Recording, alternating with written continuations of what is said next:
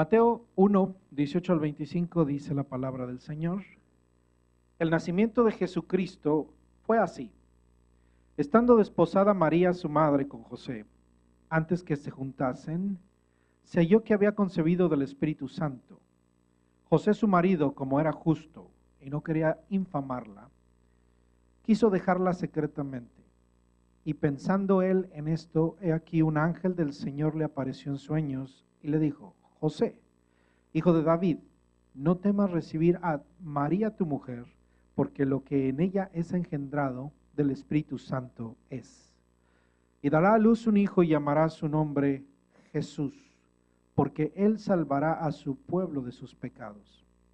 Todo esto aconteció para que se cumpliese lo dicho por el Señor por medio del profeta cuando dijo: He aquí una virgen concebirá y dará a luz un hijo y llamará su nombre Emmanuel, que traducido es Dios con nosotros.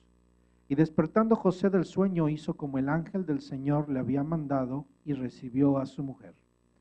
Pero no la conoció hasta que dio a luz a su hijo primogénito y le puso por nombre Jesús. Hay una gran multitud de celebraciones. Si escogemos alguna, aún esa tendrá tantos matices como personas o familias hay. La Navidad como celebración no es la excepción. No podemos negar que esta temporada en nuestras vidas, estas temporadas de diciembre son especiales, sobre todo para los niños. Hay muchas expectativas y muchas esperanzas de recibir algún regalo o al menos de disfrutar de ver las casas adornadas y ver un espíritu de alegría por todos lados. Es evidente además que no solo esto sucede con los cristianos, con los creyentes, sino con muchas personas, aunque no sean cristianas. Mire las tiendas. Yo no sé si usted visitó las tiendas en estos días, pero están llenas, sea de comida o sea de regalos. ¿Sí? Nos hemos estado preparando para estos días. La pregunta de todas las personas es: ¿y tú ya estás listo para la Navidad? La respuesta posiblemente es no. Y así que esa es la razón por la que estos últimos días las tiendas estuvieron completamente abarrotadas. Así es que, sea como sea que se celebren las fiestas y se estén realizando, cada una de estas fiestas tienen diferentes matices. Este día quiero reflexionar sobre la celebración de la Navidad y responder algunas preguntas que muchas personas y muchos cristianos se hacen. Déjeme decirle cuáles son estas preguntas. La primera de ellas es: ¿manda la Biblia a celebrar la Navidad? La segunda: ¿prohíbe la Biblia celebrar la Navidad? Número 3: ¿cómo debemos entonces celebrar la Navidad? Y número 4: ¿qué debemos recordar en la Navidad? Creo que si nosotros respondemos a estas preguntas, podemos tener paz y poder dar una respuesta adecuada a las personas que nos pregunten acerca de esto. Muchos videos y muchos escritos circulan por la internet en línea. Se predica mucho de esto en las iglesias. Esa es la razón por la que quiero aprovechar esta oportunidad y poder instruirle acerca de la realidad de la celebración de la Navidad a través de estas preguntas. Así que acompáñeme a indagar lo que la Escritura nos enseña acerca de esto. Número 1, ¿manda la Biblia celebrar la Navidad? Esta es una pregunta. ¿Manda la Biblia celebrar la Navidad?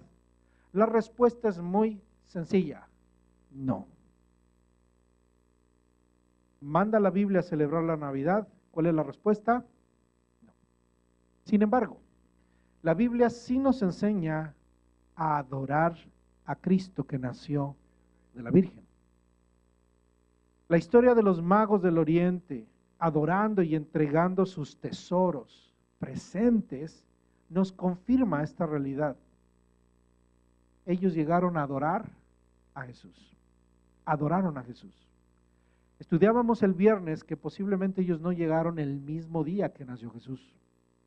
No llegaron seguramente al mismo tiempo que llegaron los pastores, como en nuestras postales aparecen.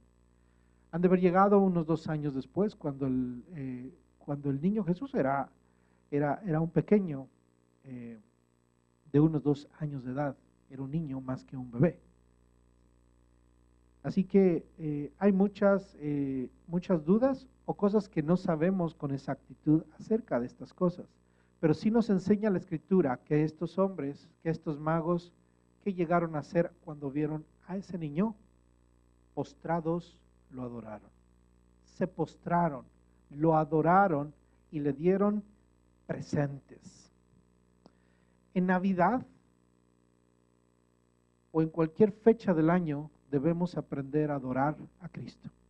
Entonces la respuesta es sencilla. ¿Manda la Biblia a celebrar la Navidad? No. Pero sí nos enseña a adorar a Cristo. Ahora, ¿debemos adorar a Cristo solamente en Navidad? No. Debemos adorar a Cristo en todas las épocas del año. Nadie sabe cuándo visitaron a Jesús los magos. Pudo haber sido en enero, febrero, marzo, abril, mayo, junio, julio, agosto, septiembre, octubre, noviembre o diciembre. Inclusive pudieron haber llegado el 29 de febrero. Que solamente existe uno cada 4 años. Cualquier día del año tenemos que adorar a Cristo. Y para poder entonces aclarar esto de ¿deben los cristianos celebrar la Navidad? Si la Biblia no nos dice que celebremos la Navidad, entonces no deberíamos celebrarla. Bueno, quedaría muy incompleta la pregunta si no llegamos a la segunda. La segunda es esta: ¿prohíbe la Biblia celebrar la Navidad? La respuesta creo que es sencilla, ¿verdad? ¿Cuál sería la respuesta? No. Entonces, la primera pregunta es, ¿prohíbe la Biblia celebrar la Navidad? No. Perdón, la primera es, ¿manda la Biblia celebrar la Navidad? No. La segunda, ¿prohíbe la Biblia celebrar la Navidad? No. La respuesta es sencilla. La mayoría de los cristianos celebramos la Navidad. Sin embargo, hay un grupo de cristianos, mi hermano, que no la celebran. Y este es el punto que me lleva a dar respuesta a esta pregunta, porque considero que es una respuesta que debería dejarnos tranquilos a nosotros como cristianos a este respecto. Yo no sé si usted se ha topado con algún cristiano y se ha involucrado con alguna discusión a este respecto. ¿O ha visto discusiones en línea, en internet, acerca de si se debe celebrar la Navidad o no? Yo sí he visto mucho esta discusión. Y de hecho, algún tiempo pertenecí a una iglesia que no celebraba la Navidad. No tuve ningún conflicto con eso. Pero sí me hicieron pensar. Inclusive en ese tiempo, ¿qué cree? No celebraba la Navidad. Porque en la iglesia no se celebraba la Navidad. Al contrario, se hablaba en contra de la Navidad. Se hablaban pestes de ella. Pero si me preguntas, ¿celebras tú la Navidad? Sí, celebro la Navidad. Oye, ¿pones adornos en tu casa? Ponemos adornos en la casa. Celebramos, ponemos luces. ¿Pones árbol de Navidad? Sí, tengo un árbol de Navidad. Y casi algunos dicen, no es posible. Eso no es posible. Para muchos, ¿verdad? Y no vamos a entrar en discusiones, sino vamos a ver qué es lo que nos enseña la Escritura y podamos ser centrados en esta situación. Existen muchas razones por las que algunos creyentes no celebran la Navidad. De hecho, históricamente se ha dado ese fenómeno más en este país, desde los primeros creyentes que fundaron esta nación. Y de ahí se ha difundido mucho la realidad de que la Navidad no es una celebración cristiana. Al llegar a la conclusión estos hombres de que la celebración navideña fue introducida por el catolicismo y siendo una religión evangélica o las religiones evangélicas las que establecieron eso, se entiende que lo que tienen es una oposición completa al catolicismo. Y debemos entender, mi hermano, que como creyentes no estamos en contra del catolicismo, estamos en contra de la idolatría, estamos en contra de la falsa doctrina. Pero no porque el catolicismo haya introducido la celebración de la Navidad quiere decir que esté mal. Hay doctrinas católicas que son correctas. De hecho, muchas de las doctrinas fundamentales de la cristología se definieron desde la antigüedad dentro del mismo seno de la Iglesia Católica. Entonces debemos quitarnos de la idea que todo lo que tenga sinónimo o tenga título de católico es malo. No es así. Realmente hay muchos creyentes que inclusive creen cosas que no son correctas. Inclusive dan enseñanzas que son antibíblicas y son heréticas. Y eso es de lo que debemos tener cuidado. ¿Quién es nuestra regla de fe y conducta? La palabra. Y compartimos con muchos de los grupos cristianos, llámense católicos, llámense protestantes, reformados, pentecostales, bautistas, metodistas, compartimos la fe en Cristo. Y por eso que vamos a compartir muchas cosas, pero también va a haber diferencias. Y muchos de estos grupos son los que buscan una discusión o han llegado a la conclusión que la Navidad no debe celebrarse. Por cierto, debo decirle a mi hermano que debemos respetarlos, a los hermanos que dicen no se debe celebrar la Navidad. Los vamos a respetar, y si ellos dicen no quiero celebrar la Navidad, no los vamos a afligir y no los vamos a rechazar porque no celebran la Navidad. Así como espero que ellos no nos rechacen porque nosotros sí la celebramos. Porque esto no es un tema importante, no es un tema fundamental y no es una doctrina. Recuerde, la Biblia no manda a celebrar la Navidad, y en eso seguramente estaremos de acuerdo. Pero algo que a lo mejor no han entendido es que la siguiente pregunta es, ¿la Biblia prohíbe celebrar la Navidad? Y la respuesta es que tampoco. Pero han buscado y han encontrado muchas razones para ellos importantes. Cosas como cuáles. Bueno, principalmente es porque tiene la idea de que los orígenes de la celebración navideña es pagana. Y usted va a encontrar muchos estudios y muchos estudios acerca de esto. Sin embargo, debemos ser honestos, mi hermano. No hay claridad en muchas de las fuentes que utilizan muchos grupos cristianos. Yo quisiera advertirle, mi hermano, que tenga cuidado con todo lo que escucha en internet. Hay muchos mitos. Hay muchas cosas que inclusive se utilizan como ciertas y no lo son. Y terminamos siendo más religiosos que verdaderamente cristianos. Y este tipo de cosas, desgraciadamente, en lugar de traer gloria a Dios, traen división dentro del mismo cuerpo de Cristo. Y por eso es importante, hermano, aclarar esta situación. Podemos entender que hay muchos de los orígenes de las celebraciones navideñas, así como de otras celebraciones que tienen un origen pagano. Pero hay otras, hermano, que han dicho que tienen un origen pagano y no necesariamente lo tienen. Hay coincidencias y definitivamente sí hay algunos elementos que llamamos sincréticos. Los elementos sincréticos son los elementos en donde se combinan todas las enseñanzas bíblicas y la tradición cristiana de la iglesia primitiva o de las iglesias de los primeros siglos con las culturas de los pueblos a donde se desarrollaron. Es difícil o es imposible no desarrollar un sincretismo dentro de la cultura. Realmente nosotros, si usted se da cuenta, si nos tomamos una foto como creyentes, nos vamos a ver muy diferentes a que si tomamos la foto de una iglesia en Asia, en África.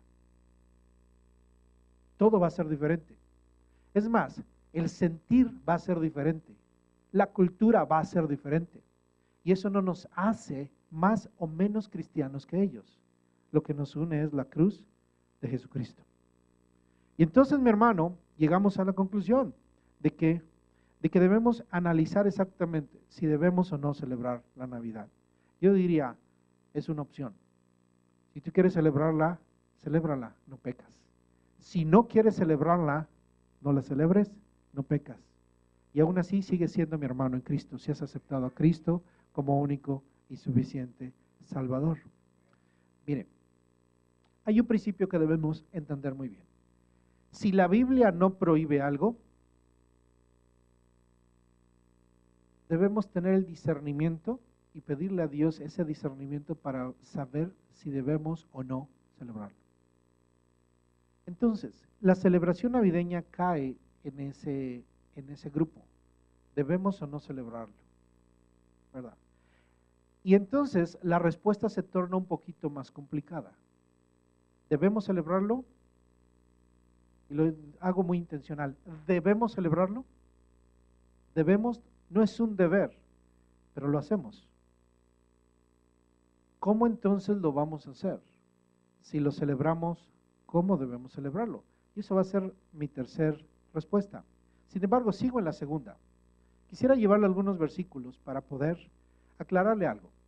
Si la Biblia no prohíbe celebrar la Navidad, ¿puedo celebrar la Navidad? La respuesta es sí. ¿Puede el creyente celebrar la Navidad? Claro que sí.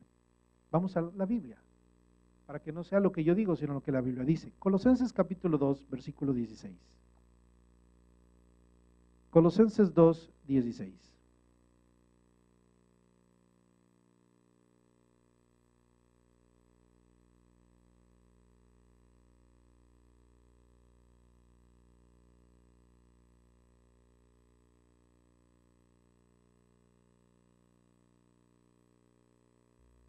Y este versículo nos da claridad a este respecto. ¿Qué dice la Biblia? Por tanto, nadie os juzgue en comida o en bebida, o en cuanto a días de fiesta, luna nueva o días de reposo. La Biblia es clara, hermano.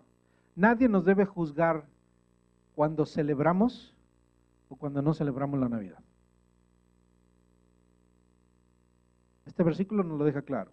Eso no nos hace más cristianos ni menos cristianos. Si celebramos la Navidad, no somos más cristianos que los que no la celebran.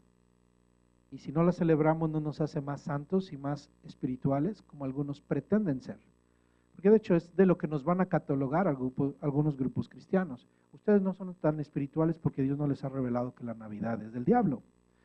Y yo les diría, pues definitivamente la Navidad no es del diablo.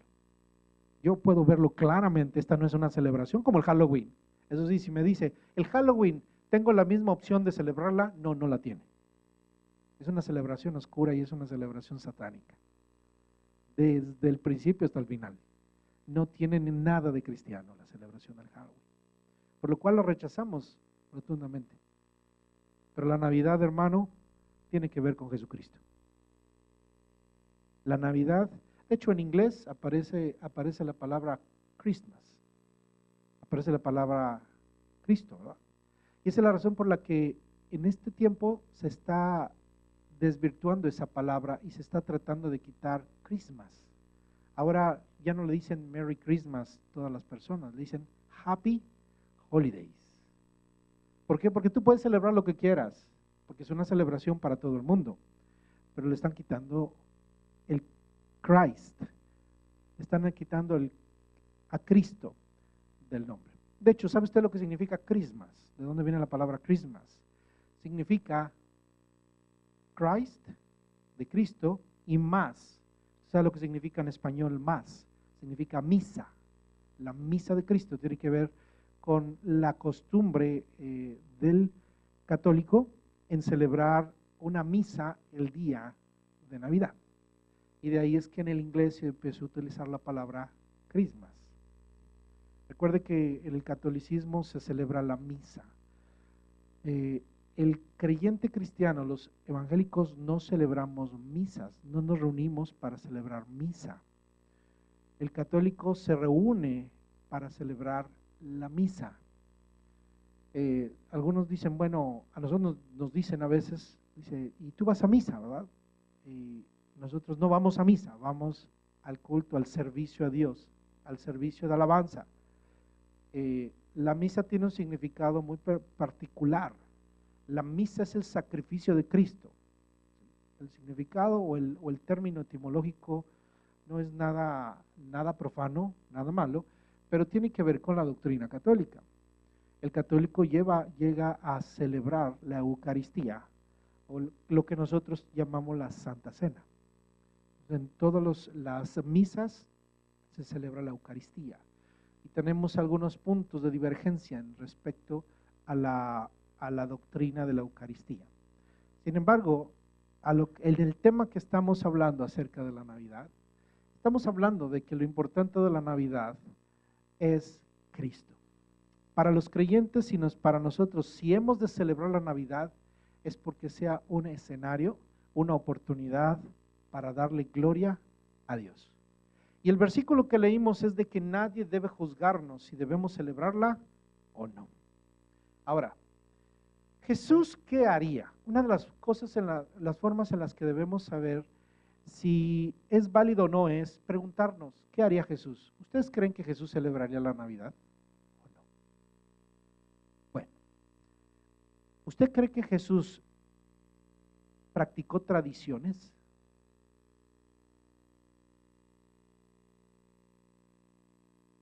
Algunos dicen que no, porque ¿qué idea tienen de las tradiciones? Que son malas, ¿verdad? ¿Verdad que algunos tienen la idea que las tradiciones son malas? Le tengo una noticia a usted que piensa que las tradiciones son malas. En la Biblia las tradiciones no son malas. El corazón del hombre es el que es malo. Y hay tradiciones que son malas y hay tradiciones que no son malas. ¿Sí? Hay algunos versículos que nuestras Biblias Reina Valera traducen en los evangelios como tradiciones. Por ejemplo, cuando Jesús le dijo a los fariseos: por vuestras tradiciones invalidas la palabra de Dios. Es decir, no son malas tus tradiciones, pero el problema es que tus tradiciones hacen inválida la palabra de Dios. La forma en la que vives tus tradiciones invalida la palabra de Dios. Y cuando una tradición invalida la palabra de Dios o se pone sobre la palabra de Dios, esa tradición no es buena. Ahora bien, hay muchos versículos del Nuevo Testamento que nuestra Reina Valera la traducen diferente por el contexto, pero la palabra griega es la misma. Cuando la Biblia, Pablo habla acerca de la sana doctrina, sepa que Pablo utiliza la misma palabra que Jesús utilizó acerca de las tradiciones. Es decir, si lo tradujéramos literalmente, Pablo estaría hablando de la sana doctrina como la sana tradición. ¿Por qué? Porque en aquel tiempo la palabra de Dios no había sido terminada y escrita, no había Biblias. Había rollos que eran en el Antiguo Testamento y cartas apostólicas que circulaban en toda la iglesia. ¿Y cómo es que sabía o qué practicaba la iglesia? Tradiciones de la iglesia del aquel tiempo, y esas tradiciones o esas enseñanzas se llamaban tradiciones y se tenían que practicar. La iglesia había adoptado como una enseñanza, como una sana doctrina, como una tradición, el casarse solamente con una mujer, para un varón casarse con una mujer. La tradición o la sana doctrina es que nos tratemos bien, nos amemos unos a otros. ¿Me explico? Obviamente nosotros interpretamos o relacionamos tradiciones con las cuestiones culturales que hacemos o las cosas que hacemos, las fiestas, por ejemplo, y son tradiciones. Pero sabe una cosa, que en tiempo de Jesús había fiestas que eran ley de Dios. Tenían que celebrar la Pascua. La Pascua era la ley, era parte de la ley de Dios. Pero sabe que Jesús celebraba fiestas que no eran bíblicas. ¿Dónde dice la Biblia eso? Jesús no rechazó todas las tradiciones. Vaya conmigo a Lucas capítulo 4. Lucas capítulo 4, versículo 16.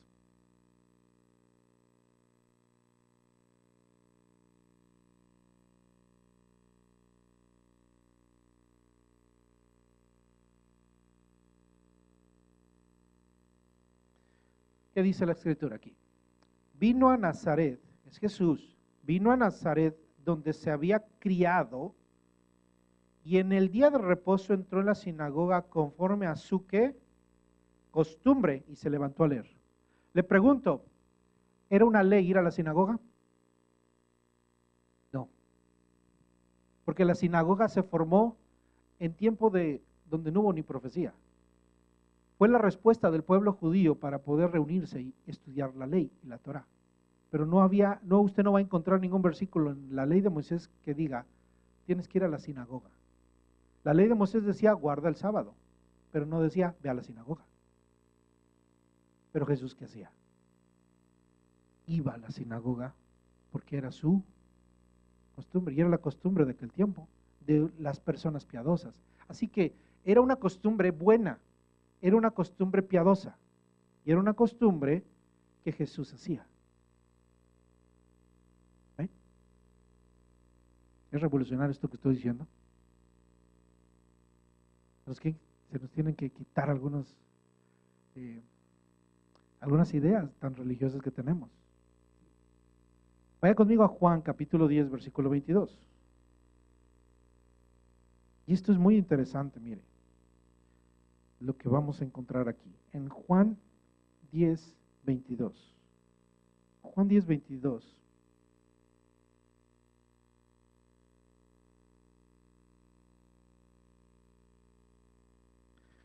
Versículo 22 dice así: celebrábase en Jerusalén la fiesta de la dedicación. Era invierno. Y Jesús andaba en el templo por el pórtico de Salomón. ¿Jesús a qué fue al templo? A la fiesta. ¿Cuál fiesta? La fiesta de la dedicación. Ahora, ¿era una fiesta sagrada? Aparentemente sí, ¿verdad? Sí. ¿Qué significa dedicación?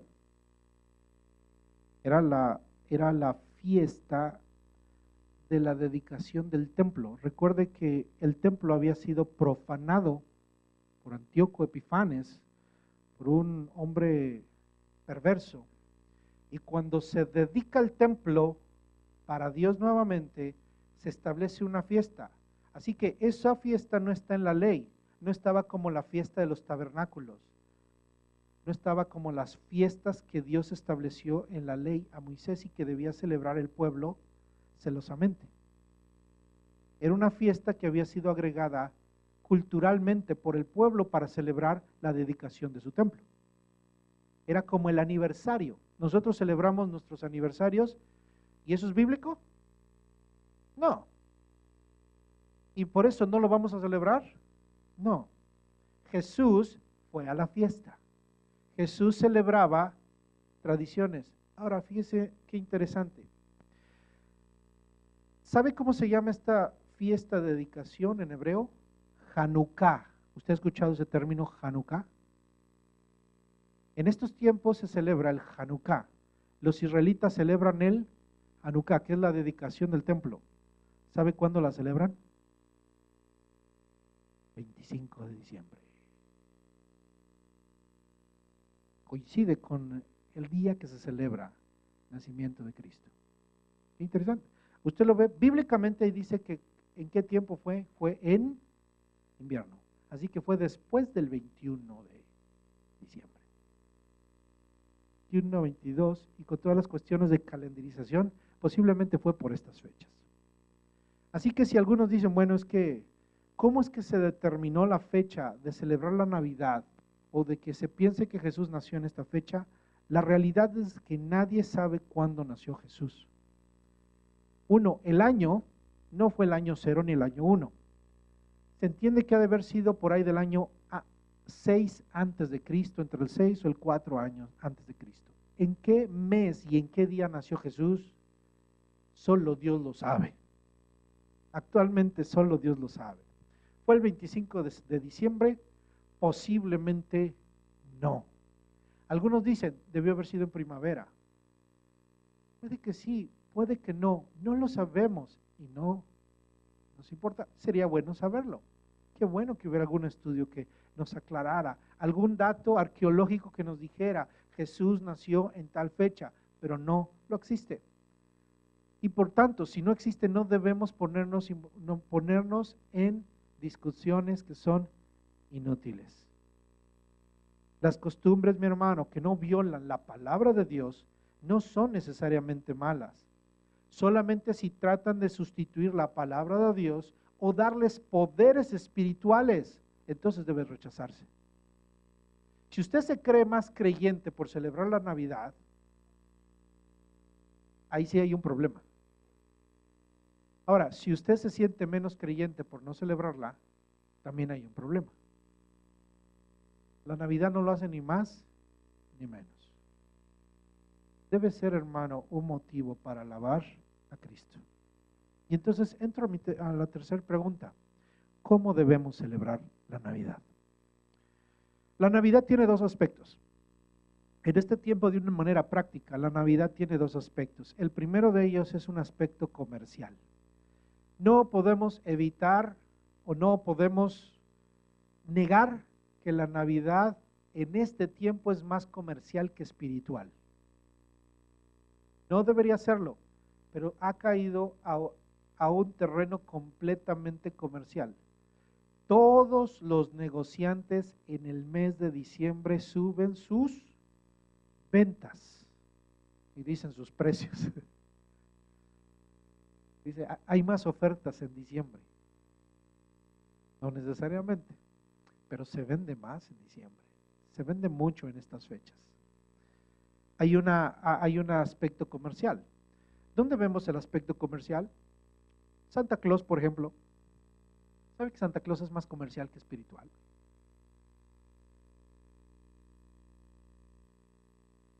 ¿Sabe que a Santa Claus, qué es lo que hizo a Santa Claus tan famoso en Navidad? ¿Sabe quién? Coca-Cola. ¿Quién tuvo la culpa? Coca-Cola, sí.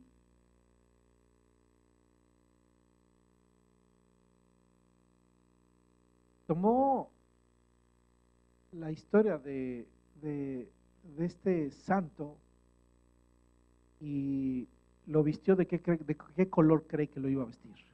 No lo iba a vestir azul. ¿De qué lo vistió? Color rojo. La Coca-Cola ha sido reconocida como una empresa de mucho éxito mercadológico, mercadotécnico desde hace muchos años. Y una de las campañas más grandes fue el Santa Claus, que hasta nuestros días sigue siendo. Ya no lo relaciona usted con Coca-Cola, pero el color, hermano, anuncia más Coca-Cola. Pepsi, que es la competidora, ¿de qué color viste sus tiendas? Azul. Y Coca-Cola, de rojo. ¿Y quién les ganó en la Navidad?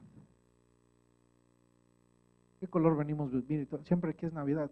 Para que usted sepa, hermano, por qué venimos de rojo. No es por la Nochebuena. Las Nochebuenas las aprovechamos y son lindas.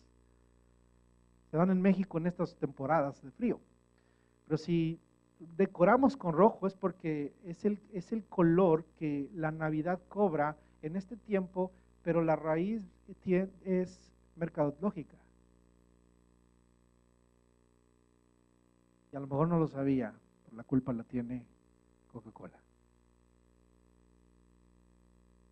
¿Tiene que ver la Coca-Cola con Cristo? Nada. Pero así nació. ¿Sí?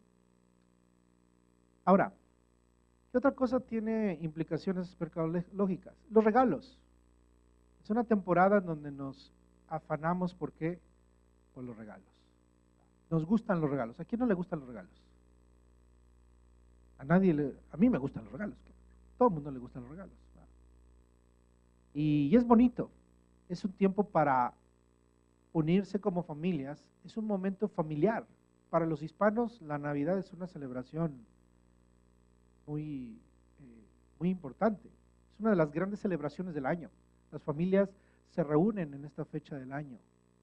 Y entonces hay un aspecto que trae el aspecto comercial. El aspecto comercial siempre va a traerle a las personas estrés. ¿Sabe que hay estudios que dicen que la música es buena? Hay muchos estudios que dicen que es buena. Pero han hecho estudios de que la música navideña no es tan buena para mucha gente. Hay diferentes tipos de estudios, pero uno de ellos, de un psicólogo británico, dice que la música de la Navidad puede afectar la salud mental de la gente. Yo creo que está un poquito exagerado, pero tiene algo de interesante, ¿sí? Porque yo creo que todos hemos escuchado música navideña.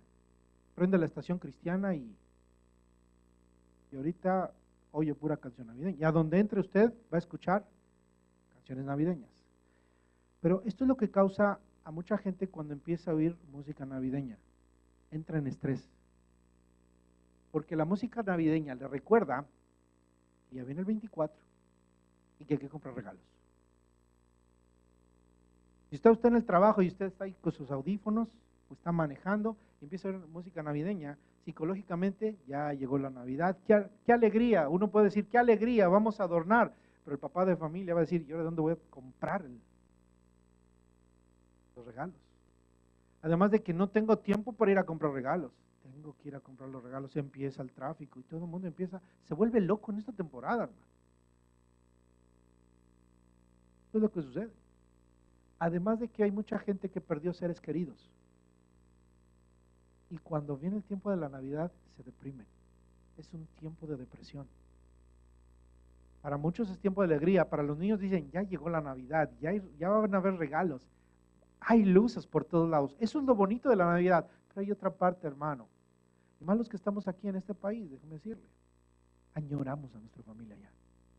Añoramos lo que vivíamos con la familia en nuestros países. Nos reuníamos todos los 24. Recordamos cuando éramos chiquitos. Y empieza a llegar estrés a nuestra vida. ¿Tiene algo que ver con el Evangelio eso? No. Pero afecta a nuestra vida, inclusive a nuestra vida espiritual. Afecta. Hay otro estudio, sin embargo, contrario, que muestra que cuando la música de Navidad se combina con esencias cristianas, decoraciones, motivan a la gente a pasar más tiempo en las tiendas. Por eso es que las tiendas las van a decorar tan bonito que la gente se va a buscar quedarse. Y usted sabe que mientras más tiempo se quede en una tienda, más cosas va a comprar. No sé si usted ha hecho el experimento. ¿Quién puede entrar al Walmart en 5 minutos? Entrar y salir. Dígame, ¿alguien aquí puede entrar al Walmart en 5 minutos salir? Y eso es bueno porque, hermano, tú ahorras mucho dinero. Exactamente, esa es una correcta forma de ir a comprar. Casi con lista. Pero usted no va con lista. Usted dice, ay, como cuando va a la tienda del dólar, usted va a comprar, voy a comprar un cloro. Y usted no sale con un cloro. Sale con cloro, con limpiadores, con una cuchara, con unas servilletas, que son un montón de cosas. Si entra al Walmart, ¿verdad que tiene que recorrer metros y metros de tienda para encontrar algo? Y no ha notado que a veces le cambian las cosas. Yo no sé por qué remodelan los Walmarts tan seguido. Por lo general ya tenemos, y las tiendas, bueno, le estoy haciendo comercial a Walmart. Las tiendas de supermercado, se las cambian, porque mientras más pase tiempo en la tienda, más compra. Y mientras más bonito sea el ambiente, y sobre todo navideño, de paz, de alegría, lo hagan sentir bien, más va a comprar. Bien, el aspecto espiritual. La Navidad tiene un aspecto espiritual. Puede ser una celebración humanista como inclusive gente que no es cristiana celebra la Navidad, o puede ser una celebración que debe ser rechazada, algunos cristianos la rechazan, pero para nosotros debería ser una celebración piadosa. Diga, celebración piadosa. Y que tiene que girar en torno a la adoración. Por eso estamos aquí, hermano, para compartir la palabra de Dios y adorar. Los cristianos, aquí no estamos haciendo una posada navideña. Estamos reuniéndonos en el culto de Dios para alabar a Cristo y celebrar y meditar en su palabra. Y entonces, hermano, no es malo celebrar la Navidad, pero tenga cuidado porque hay elementos espirituales. 1, rechace todo elemento idolátrico. Cuando celebre la Navidad, rechace todo elemento idolátrico. La Navidad, obviamente, tradicionalmente ha sido rodeada de muchos elementos idolátricos, imágenes e idolatría. Se adoran a imágenes. Eso sabe que la Biblia lo prohíbe, es un pecado. Y entonces se debe celebrar a Cristo, al Cristo que nació, pero no al Cristo que usted puede ver en una imagen. Porque ahorita yo le voy a explicar cuál es la doctrina bíblica de la Navidad.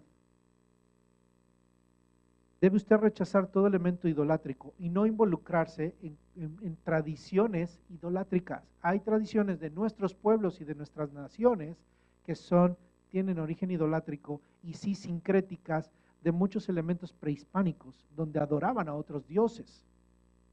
Y es ahí donde nosotros debemos tener cuidado. vamos a adorar al Cristo como Dios nos enseñó a adorarlo, en espíritu y en verdad. Pero nunca involucraron las mismas fiestas que antes nos involucrábamos.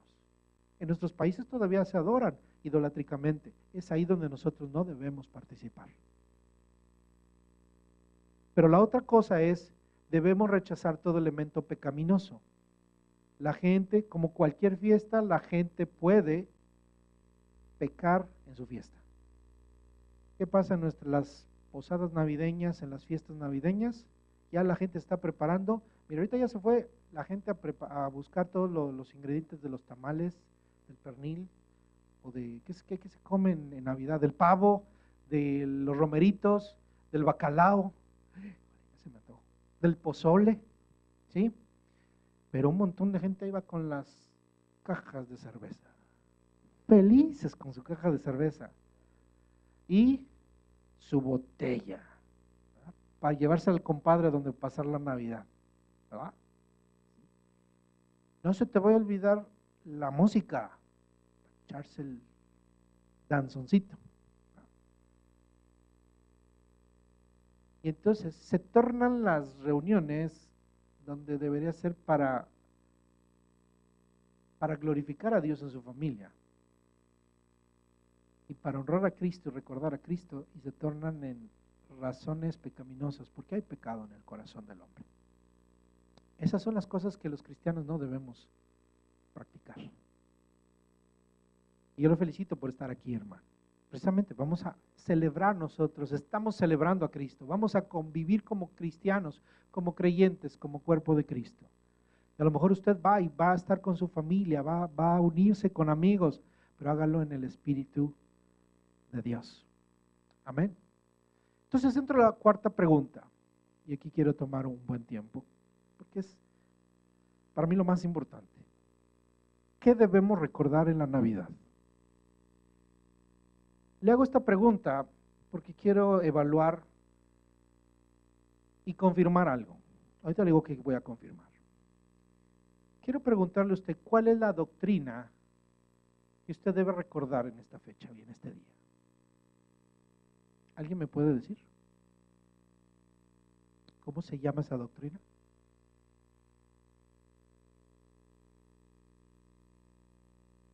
¿Amén? Correcto, pero ¿cómo se llama la doctrina? ¿Qué doctrina debemos recordar? Yo creo que voy a hacer, el próximo año voy a traer un premio para el que me lo diga. Así que apunte hoy, por favor, porque el próximo año se gana un premio. Y yo creo que entonces ya me confirmó esto hay que hacerlo cada año. Yo creo que es bueno estar recordando doctrinas importantes. Y yo creo que precisamente por eso los cristianos deberíamos celebrar la Navidad, para que los pastores en esta fecha enseñemos doctrina, cierta doctrina importante. ¿Está listo? La doctrina se llama la encarnación de Cristo. La doctrina importante de la Navidad es la encarnación de Cristo. ¿Qué es eso? Lucas capítulo 2, versículos 6 al 7. Lucas 2, del 6 al 7. Diga, la encarnación. Lucas 2, 6 al 7 dice así. Y aconteció que estando ellos allí, ¿quiénes son ellos? José y María, de los cuales ya leímos en el libro de Lucas, que aceptó a María. María estaba embarazada, concebió del Espíritu Santo, y entonces dice, y aconteció que estando ellos allí, se cumplieron los días de su alumbramiento. ¿Cuántos días cree? 40 semanas. Jesús seguramente fue, aquí dice que se cumplieron los días de su alumbramiento. Jesús nació en fecha, fue un bebé normal y saludable. Nació a las 40 semanas. Y dio a luz a su hijo primogénito, significa el primero. Primogénito, primo de primero, gene de hijo, de ser procreado primero. Y lo envolvió en pañales y lo acostó en un pesebre porque no había lugar para ellos en el mesón. Amén. Qué profundo misterio es este. Esta es la doctrina que recordamos en Navidad. ¿Cuál es? Se la explico sencillo. Dios en pañales. ¿Se imagina eso? El Dios del universo, creador del cielo y de la tierra, grandioso en pañales. Pañales. ¿Qué implica eso? Muchas cosas. Si el bebé estaba envuelto en pañales es porque tenía frío. Y porque hacía pipí, hacía popó.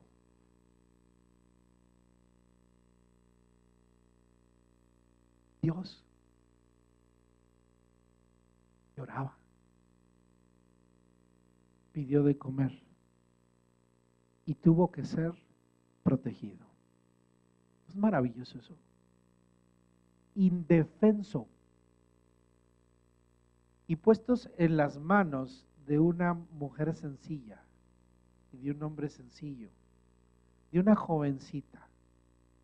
Miren las jovencitas, una jovencita como Diana, Paulina, Cindy, ¿se imagina?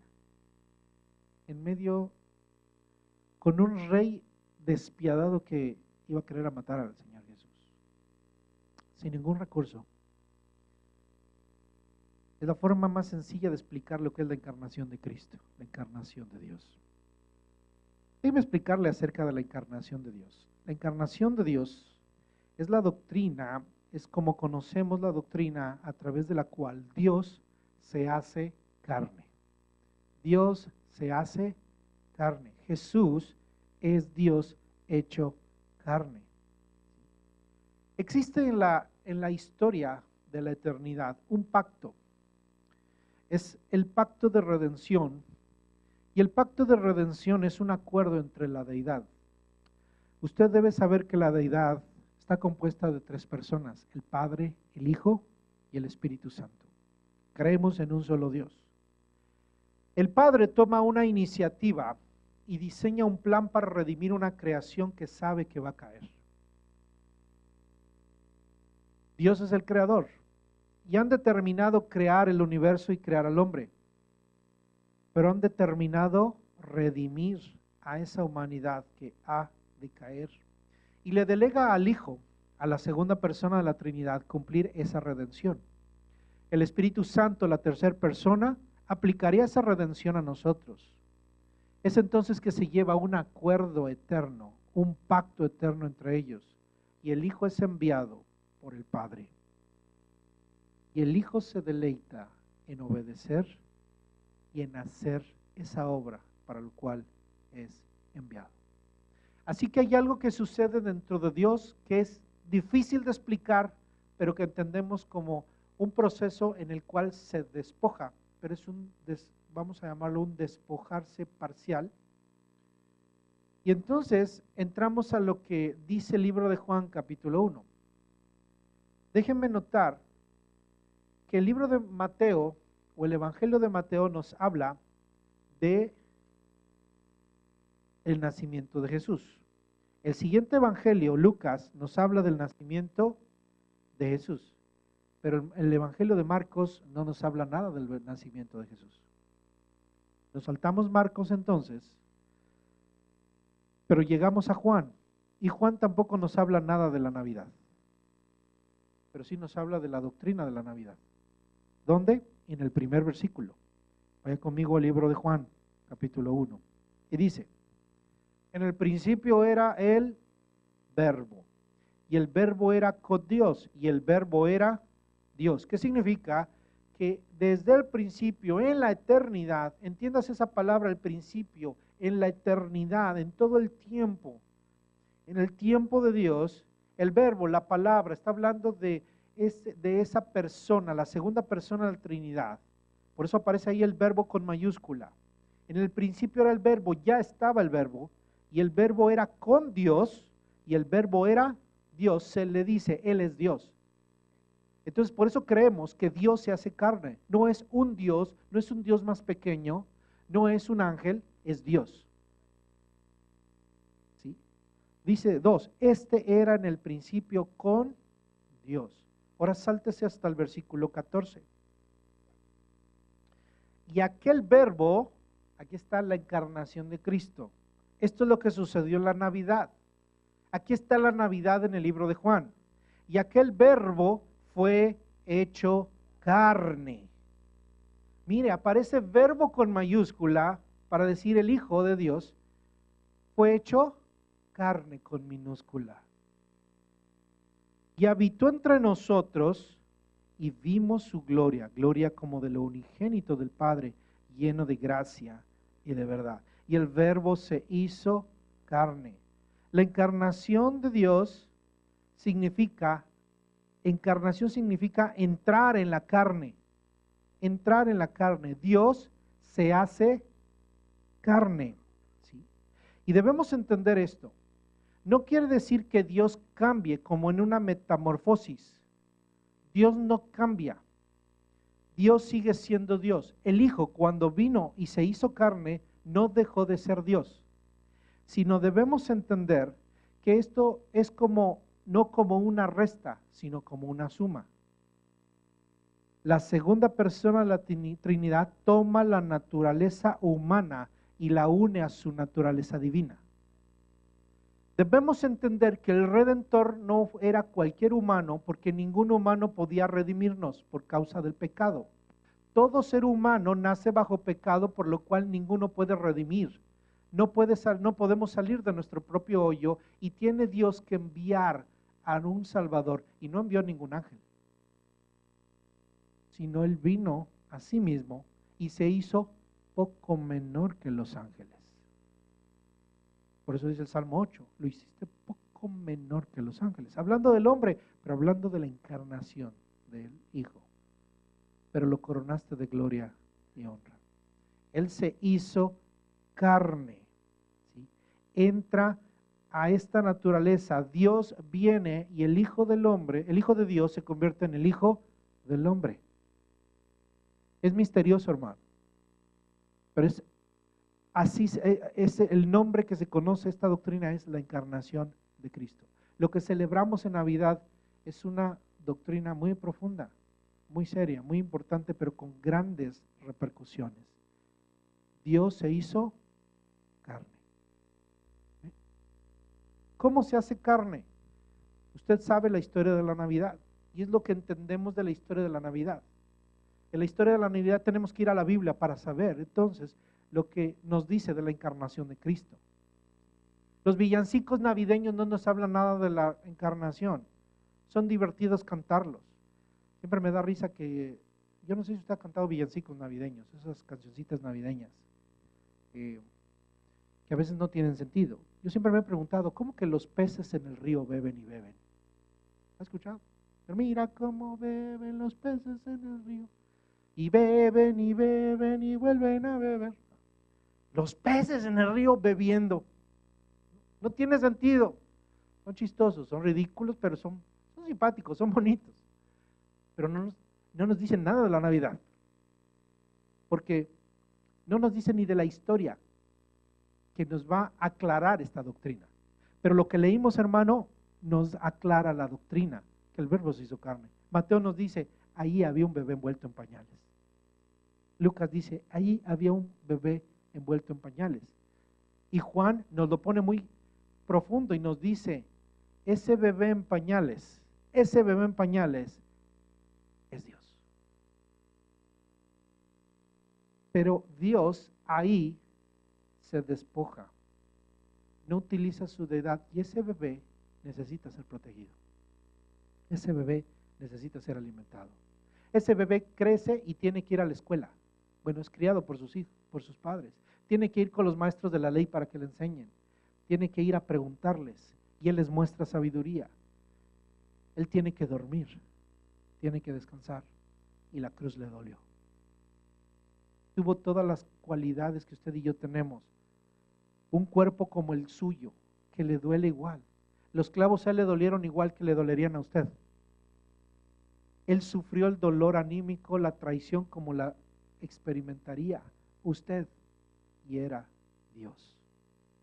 Y Filipenses 2, capítulo 5 al 11, es la descripción más hermosa, hermano, de lo que es la doctrina de la encarnación. Filipenses capítulo 2 se entiende o se piensa que Pablo no lo escribe como por primera vez, sino que Pablo utiliza un himno que la iglesia primitiva cantaba. Este himno se llamaba el himno kenosis, por la palabra griega que aparece ahí. Cuando se dice la Biblia que se despojó, eso significa un vaciamiento. El himno kenosis significa el himno del vaciamiento, que decidió vaciarse a sí mismo, darse a sí mismo en obediencia para hacer la voluntad de Dios. Filipenses capítulo 2, versículo 5 dice: haya pues en vosotros este sentir que hubo también en Cristo Jesús, el cual siendo en forma de Dios, no escatimó el ser igual a Dios como cosa que aferrarse. Él era Dios, en la Trinidad estaba, pero dice, sino que se despojó a sí mismo. Hubo una kenosis, hubo un vaciamiento, ¿sí? De forma que su gloria, la gloria de Dios, en su gloria de Dios, Él vino. ¿Y qué es lo que vieron? No dice la Biblia, vieron un niño brillante con una aurelita como la dibujan. Hermano, no lo vieron así. Vieron un bebé. Pero estos hombres reconocieron que Él era la misma imagen de Dios y lo adoraron. Hubo, hermano, momentos en donde la gloria de Dios resplandeció en Jesús en el monte de la transfiguración. Con la gloria como Moisés cuando bajó del monte Sinaí. O con una gloria mayor, porque Cristo tiene la mayor gloria. Pero aquí se despojó. Por eso cuando los discípulos dijeron, hagamos una ramada y quedémonos aquí. No, yo vine a despojarme de la gloria para ir a la cruz, porque me hice obediente hasta la muerte y muerte de cruz. Y es lo que dice aquí. Se despojó a sí mismo tomando forma de siervo, hecho semejante a los hombres, y estando en la condición de hombre se humilló a sí mismo, haciéndose obediente hasta la muerte y muerte de cruz. Hay una transición, hermano, entre el estado del Hijo, Dios, el Hijo, en la deidad, y un bebé en pañales. Hubo una humillación.